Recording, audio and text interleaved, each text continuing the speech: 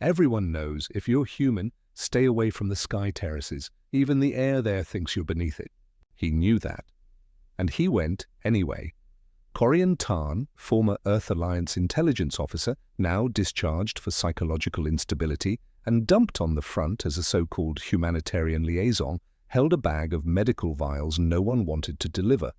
He had saved a wounded Drave child during a raid, and instead of thanks received, "Filth does not touch noble blood. Step away, human." A spit, real, on his face. He wiped it with the back of his hand. Not the first time, not the last. Next time maybe I'll let them bleed out like everyone else, he thought. Then immediately, no, I couldn't. He turned into an alley. And everything changed. A sudden flash, blue light, explosion. He threw himself instinctively over a figure in broken armor, shielding it from debris. Thrown into the wall, he scrambled up, knife in hand, and saw her for the first time. Tall, lithe. Her marble grey skin shimmered with thin, scale-like patterns. Curved black horns cast shadows over sharp features, golden eyes steady and fierce. She wore a tattered cloak over damaged armor, and she was bleeding. "Are you human?" she asked sharply, like it was an insult. "Not by choice," he croaked. "And you're clearly not the local barmaid?" "Wrong," she said. "I am Karain Var, High Blood Guardian of the Imperium." "Oh, fantastic. I saved someone even more important than a kid. Guess I'll be executed sooner." She stood, swaying slightly. Her armor darkened with viscous blue-violet blood. "You need a medic." "I need a ship. And maybe a few more hours alive. You're bleeding like hell." "Don't touch me." "Too late." "You're already on my everyone who hates me list. Buckle up. I'm aiming for necessary annoyance." She almost smiled, just a twitch. But it was there. And strangely, human. He knelt, pulled out a syringe. "Will it hurt?" "Less than dying, more than trusting me." "Brace yourself." The needle went in. She didn't flinch, but her hand clamped down on his wrist, strong, burning. He felt her fire, the alien rhythm of her blood. "I'll leave as soon as I can stand." "You won't. They're already looking for you, and not humans, your own kind." "So you know who I am?" "Not fully, but if you saved someone, they won't forgive that." "And you? Will you forgive me if I betray you?" "You don't strike me as someone who asks for forgiveness." Silence. He looked at her. Claws, ridged ribs, scaled skin, golden eyes. And didn't see a monster. He saw pain, hidden, raw, proud. She pulled back. "I don't need pity, human." "Lucky for you, I'm out of pity, just stubbornness." He grinned, and for the first time in months. She didn't look away. Then a pulse of light. They froze.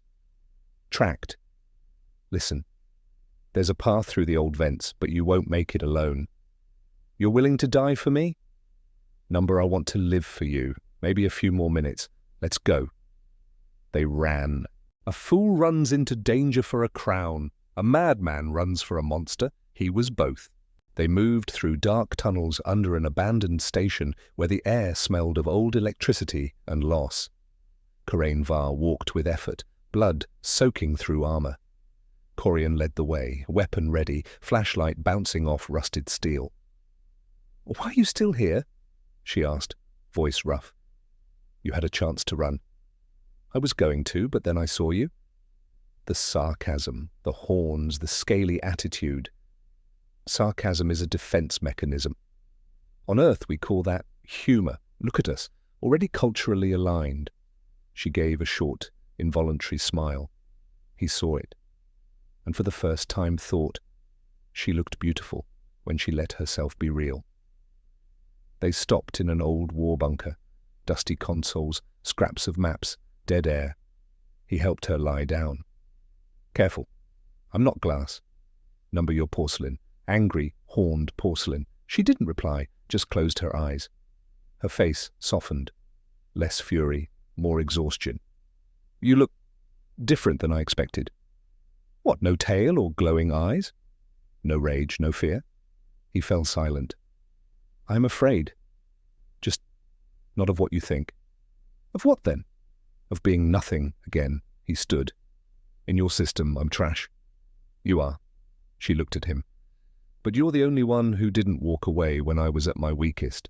Silence, just their breath. He could feel her heat, her pain, her loneliness. He wanted to touch her hand, but she reached first.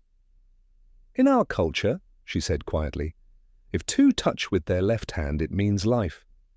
He placed his left over hers. What about the right? Sacrifice. He touched her right. She froze. You don't understand. I don't need to. I just choose you.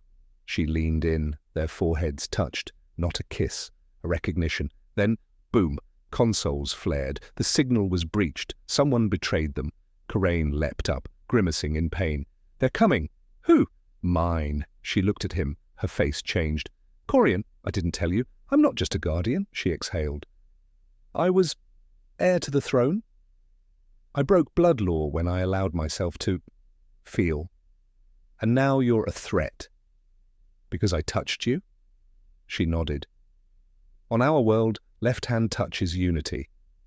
Right hand is death. You did both. They'll think we're bonded. What if I don't let go? Then you die with the Queen. Seconds, shots. They knew. He reached for her. Queen or not, you shouldn't be alone, even if I'm doomed. She stepped closer. Their foreheads met again. Then run with me, now. And after? After? She held his gaze. You'll learn who I truly am, and decide if I'm worth dying for. Sometimes staying true to yourself means betraying everything they told you to protect. They ran, but now, as one. No longer prey and protector, but alliance. Behind them, blood hunters. Ahead, the biodome border. Its disintegration grid would incinerate unauthorized organics, humans especially. If you go first, it'll kill you. Then you go first. I face arrest, or the crown. And I face Ash. She stopped. Why are you still choosing me? Because you see me, the real me, he smiled. And you look dangerously gorgeous when you're mad. You're insane. Probably, but I'm your insane. She reached out. He took her hand. Together they crossed. Alarms flared, but nothing burned. Royal override. She had given him access. What did you... I coded you in, secretly. She looked at him.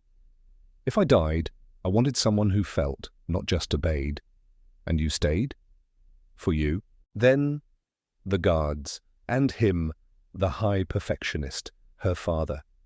You tainted the bloodline. I chose my heart. You disgrace our kind.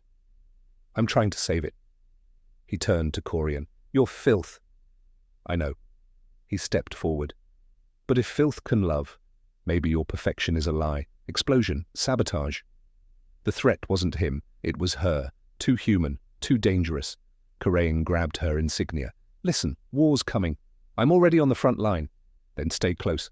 They fought together. She, with burning blades. He, with wit, fire, and fury. They fell. Together. But they rose, changed.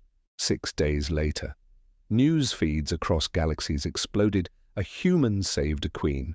And she abdicated. For him. Now they were envoys, symbols of a future. They sat on a cliff where two worlds met in golden light. He held her clawed hand. She held his scarred fingers. On Earth, we call this happily ever after. We call it until the next battle. Then we'll be happy. Until the war comes. She smirked. Trash, huh? You chose the best thing in the ruins. He kissed her forehead. She closed her eyes. Now, let's build a new world. Together. The end. But not the finale. Their story has only begun.